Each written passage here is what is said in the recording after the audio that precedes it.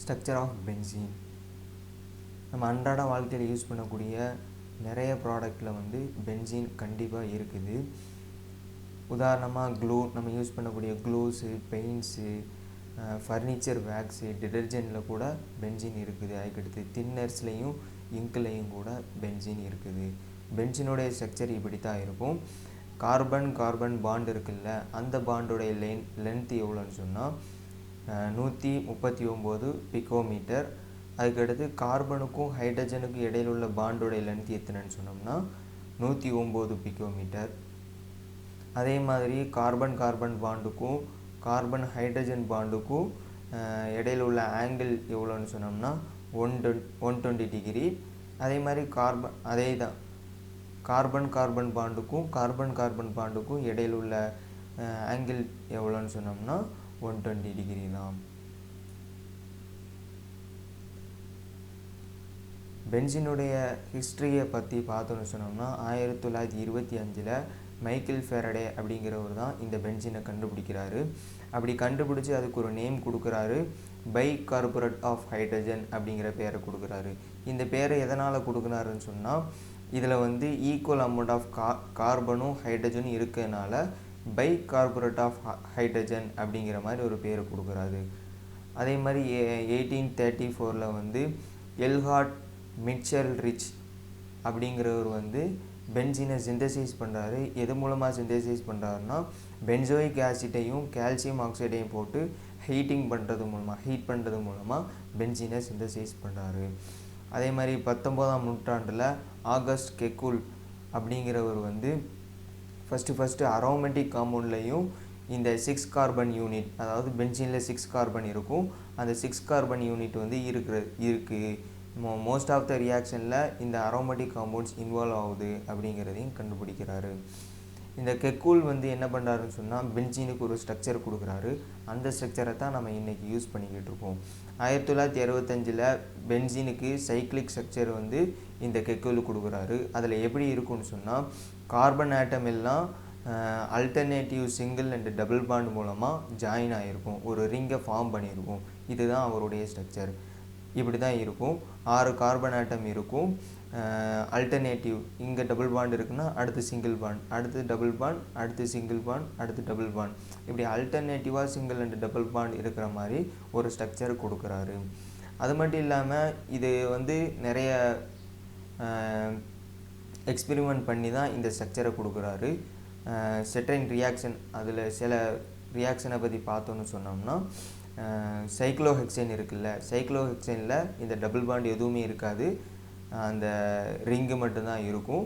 அந்த சைக்ளோஹெக்சேனை ஹைட்ரோஜனேஷன் பண்ணுறது மூலமாக இந்த மாதிரி ஒரு ஸ்ட்ரக்சர் கொண்டு வந்தார். சைக்ளோஹெக்சேனை ஹைட்ரோஜனேஷன் நம்ம பண்ணோன்னு சொன்னோம்னா, அந்த இடத்துல நமக்கு வந்து 6 ஹைட்ரோஜன் ஆட்டம் வந்து ஆட் ஆகும். ஹைட்ரோஜனேஷன்னா ஆடிங் ஆஃப் ஹைட்ரஜன் அப்படின்னு வச்சுக்கோங்க.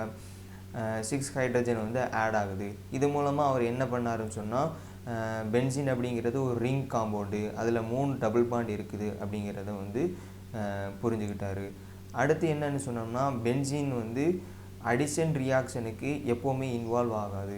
எதோடன்னு சொன்னோம்னா HCl-ஓடையும் HBr-ஓடையும், இந்த மாதிரி காம்பவுண்டோட என்றைக்குமே அடிஷன் ரியாக்ஷனுக்கு இன்வால்வ் ஆகலை அப்படிங்கிறதையும் கண்டுபிடிக்கிறாரு. இது மூலமாக என்ன சொல்கிறாருன்னு சொன்னோம்னா, மற்ற ஈத்தீன், மற்ற அலிஃபேட்டிக் காம்பவுண்ட்ஸுக்கு இருக்கக்கூடிய கேரக்டரிஸ்டிக் மாதிரி இந்த டபுள் பாண்ட், அதாவது பென்சீனில் இருக்கக்கூடிய டபுள் பாண்டுக்கு வந்து அந்த மாதிரி இல்லை, வேறு மாதிரி இருக்குது அப்படிங்கிறத சொல்கிறாரு. மற்ற காம்பவுண்ட் மாதிரிலாம் இந்த பென்சீனில் இருக்கக்கூடிய டபுள் பாண்ட் கிடையாது. ஏன்னு சொன்னால், இதனால் அடிஷன் ரியாக்ஷனுக்கு இன்வால்வ் ஆக முடியலை அப்படிங்கிறத சொல்கிறாரு. அதே மாதிரி ஆகஸ்ட் கெக்குலுடைய ஸ்ட்ரக்சர் இருக்குல்ல, அதுக்கு வந்து ஒரு 3 சிக்னிஃபிகன்ட் இருக்குது. என்னெல்லாம்னு சொன்னோம்னா, ஆகஸ்ட் கெக்குலுடைய ஸ்ட்ரக்சரில் 6 கார்பன் ஆட்டமும் ரிங்காக ஃபார்ம் ஆகிருக்கும். 2வது alternative single and double bond இருக்கும். 3வது ஒரு கார்பனோட எல்லா கார்பனோடையும் ஒவ்வொரு ஹைட்ரஜன் ஆட்டம் வந்து ஜாயிண்ட் ஆகிருக்கும். ஒரே ஒரு ஹைட்ரஜன் ஆட்டம் ஒரு கார்பனோட ஜாயின் ஆகிருக்கும். அதே மாதிரி 6 கார்பன் ஆட்டம் இருக்குது, 6 ஹைட்ரஜன் ஆட்டம் ஜாயின் ஆகிருக்கும். ஸ்டெபிலிட்டி ஆஃப் பென்சீனை பற்றி கெக்குல் ஒரு தியரி ரெடி பண்ணுறாரு. அந்த தியரி தான் வந்து அந்த நூற்றாண்டில் ஏற்றுக்கொள்ளப்படக்கூடிய ஒரு தியரியாக இருந்துச்சு. அது என்ன தியரின்னா என்தால்பி ஆஃப் ஹைட்ரோஜனேஷன். நம்ம சைக்ளோஹெக்சேனை வந்து ஹைட்ரோஜனேஷன் பண்ணி நம்ம வந்து பென்சீனை கொண்டு வர போகிறோம். அப்படி ஒவ்வொரு ஸ்டேஜ்லேயும் எவ்வளோ எனர்ஜி இருக்குது அப்படிங்கிறத பார்க்க போகிறோம். முதல்ல சைக்ளோஹெக்சேனில் ஒரே ஒரு டபுள் பாண்ட் ஆட் பண்ணுறோம். அப்படி ஆட் பண்ணும் பொழுது 120 kg/mol⁻⁻1 அப்படிங்கிற ஒரு வேல்யூ கிடைக்குது, என்தால்பி ஆஃப் ஹைட்ரோஜனேஷன் வேல்யூ. அடுத்து 2 டபுள் பாண்ட் ஆட் பண்ணுறோம். அப்போது வந்து நமக்கு வந்து 232 kg/mol⁻⁻1 அப்படிங்கிற ஒரு வேல்யூ கிடைக்குது. இதை விட இது வந்து டபுளான அதுக்கு இதை விட இது கொஞ்சம் அதிகமான ஒரு வேல்யூவாக இருக்குது. அதே மாதிரி 3 டபுள் பாண்ட் ஆட் பண்ணுறோம். அப்படி ஆட் பண்ணும் பொழுது 360 kg/mol⁻⁻1 அப்படிங்கிற ஒரு வேல்யூ கிடைக்குது. அதுக்கடுத்து நம்ம வந்து பென்சீன், அதாவது இந்த ஸ்டேஜில் இருந்து பென்சீன் வந்து ஸ்டெபிலைசேஷன், அரோமேட்டிக் ஸ்டெபிலைசேஷன் அப்படிங்கிற ஒரு விஷயம் ஆனால் தான் நமக்கு வந்து பென்சீன் வந்து கிரியேட் ஆகும்.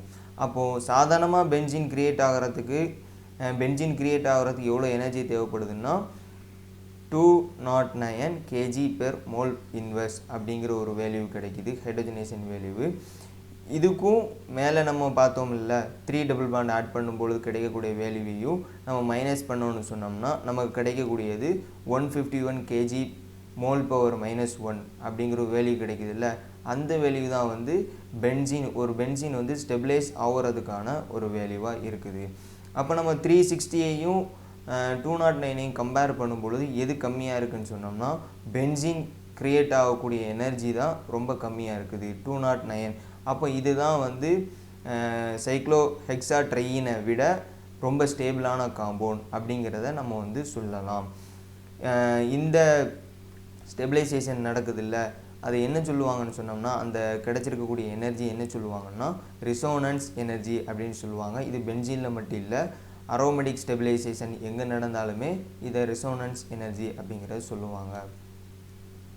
கெக்குல்ஸ் மட்டும் இல்லை, இன்னும் அது நிறைய பேர் வந்து இந்த பென்சீனுக்கான ஸ்ட்ரக்சரை உருவாக்குறதுல ரொம்ப மும்முரமாக இருந்தாங்க. அதில் டிவார் அப்படிங்கிறவர் 1867 ஒரு ஸ்ட்ரக்சரை ப்ரொப்போஸ் பண்ணுறாரு. அந்த ஸ்ட்ரக்சர் இப்படி தான் இருக்கும். அதே மாதிரி லேடன்பர்க் 1874 ஒரு ஸ்ட்ரக்சர் கொண்டு வராரு. எது மூலமாக கொண்டு வராருன்னா நிறைய எக்ஸ்பிரிமெண்ட் செய்கிறாரு. எக்ஸ்பிரிமெண்ட் செஞ்சு ஹைட்ரஜன் நம்ம பென்சீனில் இருக்கக்கூடிய காம்பவுண்டில் ஹைட்ரஜன் எல்லாமே வந்து ஈக்குவலண்டாக இருக்குது அப்படின்னு சஜஸ்ட் பண்ணிவிட்டு அவர் வந்து பிரிசமிக் ஸ்ட்ரக்சரை வந்து கொண்டு வராரு. அந்த ஸ்ட்ரக்சர் இப்படி தான் இருக்குது. மற்ற பென்சீனுடைய ஃபேக்ட் சிக்னிஃபிகன்ட் நம்ம பார்த்தோன்னு சொன்னோம்னா பென்சீன் வந்து ஒரு ஸ்டேபிளான காம்பவுண்ட். அது மட்டும் இல்லாமல் பென்சீன் வந்து அடிஷன் ரியாக்ஷனுக்கு இன்வால்வ் ஆகாது. மற்ற அல்கீன்ஸ் மாதிரி இந்த பென்சீன் வந்து அடிஷன் ரியாக்ஷனுக்கு இன்வால்வ் ஆகாது.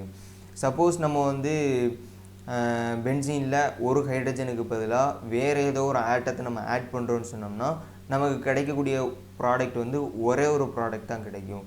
அதே ப்ராடக்டை எடுத்து திருப்பி இன்னொரு சப்ஸ்டியூஷன் ரியாக்ஷனுக்கு, அதாவது இன்னொரு வேறு ஆட்டத்தை ஹைட்ரஜனுக்கு பதிலாக ஆட் பண்ணுறோன்னு சொன்னோம்னா அந்த இடத்துல செகண்ட் சப்ஸ்டியூஷன் நம்ம பண்ணும் பொழுது 3 ப்ராடக்ட் ஆப்டெயின் ஆகுது அப்படிங்கிறதையும் வந்து வேறு சயின்டிஸ்ட் சொல்கிறாங்க. இப்போ C6H6 பென்சீனை எடுத்துக்கிட்டோம். அதில் நம்ம எக்ஸு அப்படிங்கக்கூடிய ஒரு ஆட்டத்தை வந்து ஹைட்ரஜனுக்கு பதிலாக நம்ம ஆட் பண்ண போகிறோம். அப்படி ஆட் பண்ணும்பொழுது நமக்கு கிடைக்கக்கூடிய ப்ராடக்ட் வந்து ஒரே ஒரு ப்ராடக்டாக தான் இருக்குது. திருப்பி அந்த ப்ராடக்ட் எடுத்து நம்ம இன்னொரு எக்ஸையும் ஆட் பண்ணுறோம், இன்னொரு ஹைட்ரஜனுக்கு பதிலாக இன்னொரு எக்ஸை ஆட் பண்ணுறோன்னு சொன்னால் அந்த இடத்துல வந்து நமக்கு 3 ப்ராடக்ட் ஃபார்ம் ஆகுது. இது எதனாலன்னு சொன்னோம்னா மெட்டா, பேரா, ஆர்த்தோ அப்படின்னு நம்ம படிச்சிருப்போம்ல, பொசிஷன் வேரியடாக இது வந்து ஃபார்ம் ஆகுது. ஒரு இது மெட்டாவாகவும் இன்னொரு இது பேராவாகவும் இன்னொரு இது ஆர்த்தோவாகவும் இருக்கும்.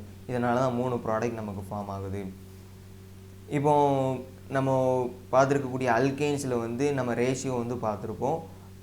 அந்த ரேஷியோ கார்பன் ஹைட்ரஜன் ரேஷியோ இருக்குல்ல, அந்த கார்பன் ஹைட்ரஜன் ரேஷியோவை விட நம்ம பென்சீனில் வந்து அதிக high level carbon hydrogen ratio வந்து கண்டுபிடிச்சிருக்காங்க. அது மட்டும் இல்லாமல் அன்சேச்சுரேட்டட் காம்பவுண்ட் இருக்குல்ல, அன்சேச்சுரேட்டட் காம்பவுண்ட் எப்படி அடிஷன் ரியாக்ஷனுக்கு இன்வால்வ் ஆகிறதுக்கு ஈஸியாக இன்வால்வ் ஆகாதோ அதே மாதிரி தான் பென்சீனும் வந்து ஈஸியாக இன்வால்வ் ஆக மாட்டேங்குது அப்படிங்கிறத சொல்கிறாங்க. எப்படி அன்சேச்சுரேட்டட் காம்பவுண்ட் வந்து இன்வால்வ் ஆகாதோ அதே மாதிரி பென்சீன் இன்வால்வ் ஆக மாட்டேங்குது அப்படிங்கிறத ஒரு கருத்தை வைக்கிறாங்க. பென்சீனை வந்து புரோமின் இன் கார்பன் டெட்ராக்ளோரைடு இந்த இது வந்து எதுக்கு பண்ணுவாங்கன்னு சொன்னால், புரோமின் இன் கார்பன் டெட்ராக்ளோரைடில் நம்ம வந்து அது டீக்ளரைஸ் ஆயிடுச்சுன்னு சொன்னால் நம்ம வச்சுருக்க காம்பவுண்ட் வந்து அன்சேச்சுரேட்டட் காம்பவுண்ட் அப்படிங்கிறத கண்டுபிடிக்கிறதுக்காக இந்த ரியாக்ஷன் வச்சுருக்காங்க. அப்படி வச்சுருக்கக்கூடிய நேரத்தில் இந்த பென்சீனை வந்து நம்ம புரோமின் கார்பன் டெட்ராக்ளோரைடு இருக்கும் பொழுது புரோமின் வாட்டரில் நம்ம புரோமின் சொல்யூஷனை டீக்ளரைஸ் பண்ணலை, பென்சீன் வந்து டீக்ளரைஸ் பண்ணலை. அப்படி பண்ணாதனால இது ஒரு அன்சேச்சுரேட்டட் காம்பவுண்ட் இல்லை அப்படிங்கிறத சொல்கிறாங்க. அதே நேரத்தில் நம்ம பென்சீனை வந்து புரோமினோட கேட்டலிஸ்ட் வச்சு நம்ம வந்து சப்ஸ்டியூஷன் ரியாக்ஷன் நம்ம இன்வால்வ் பண்ணோன்னு சொன்னோம்னா அந்த இடத்துல நமக்கு புரோமோ பென்சீன் வந்து ஃபார்ம் ஆகுது அப்படிங்கிறதையும் சொல்கிறாங்க. மேலே பார்த்தோம்ல ஹெச்பிஆர் வந்து இதோட பென்சீனோடக்கான இதாகாது அப்படின்னு நம்ம சொன்னோம்ல. ஆனால் டைரெக்டாக தான் அப்படி வந்து சப்ஸ்டியூஷன் ரியாக்ஷனுக்கு இன்வால்வ் ஆகாது. ஆனால் கேட்டலிஸ்ட் ஏதோ ஒரு கேட்டலிஸ்ட்டை வச்சு நம்ம வந்து அந்த சப்ஸ்டியூஷன் ரியாக்ஷன் பண்ணோன்னு சொன்னால் கண்டிப்பாக இன்வால்வ் ஆகும் அப்படிங்கிறத சொல்கிறாங்க.